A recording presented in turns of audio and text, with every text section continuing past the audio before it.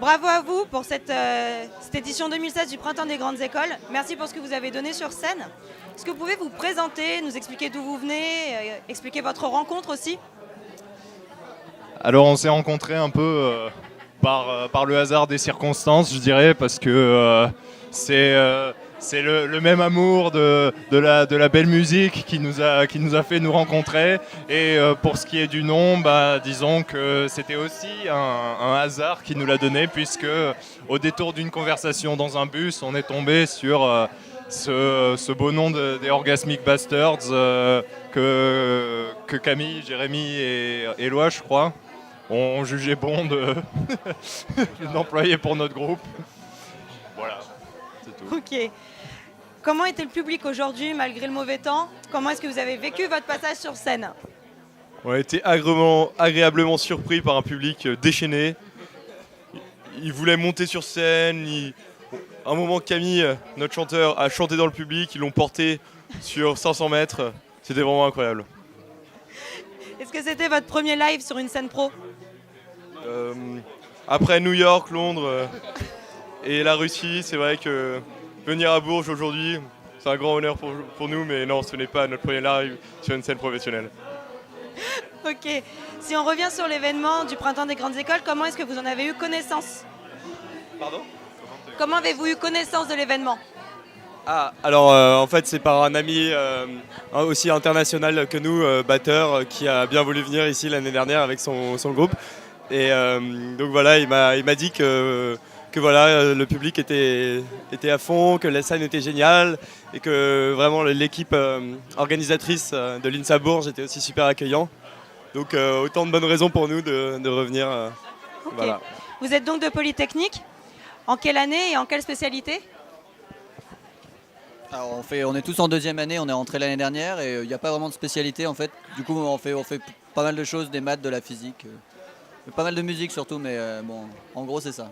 Alors justement, comment arrivez-vous à concilier la musique et vos études? On essaie du mieux qu'on peut en vrai.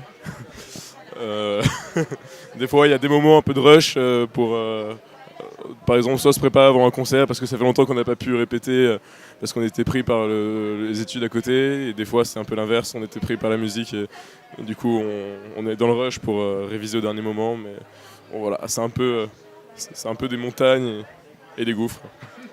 Okay. Je reviens sur votre prestation, quelles sont vos influences musicales? Elles sont en fait très variées. Disons que dans le groupe, on a une partie qui a une sensibilité plutôt jazz et l'autre qui a une sensibilité plutôt rock, funk. Donc c'est assez intéressant parce que ça permet de faire des morceaux qui tentent un peu de tout mélanger. Mais le point, enfin, la difficulté, c'est que des fois on a un peu du mal à s'entendre sur ce vers quoi on va en fait au niveau du groupe. Voilà. Ok. Vous êtes donc en école d'ingénieur, vous êtes destiné à une carrière plutôt scientifique. Comment est-ce que vous voyez votre avenir entre votre passion pour la musique et votre projet professionnel? Alors déjà, on a tous des projets différents. Bon, pour nous, c'est globalement la science, mais c'est pas le cas de tout le monde, disons. Et après, la musique, on sait pas trop, on fait au jour le jour. On espère que... Bon, on sait que déjà l'an prochain, enfin dans 2 ans plutôt, ce sera un peu dur de concilier, de rester en groupe, en gros. On espère que ce sera possible après, quand on travaillera, de pouvoir reformer le groupe ou quelque chose comme ça. Okay. Après, on se dirige vers des trajectoires sans doute différentes. Ok. Une petite question concernant l'organisation. Comment est-ce que vous avez trouvé l'accueil par l'INSA Centre-Val de Loire?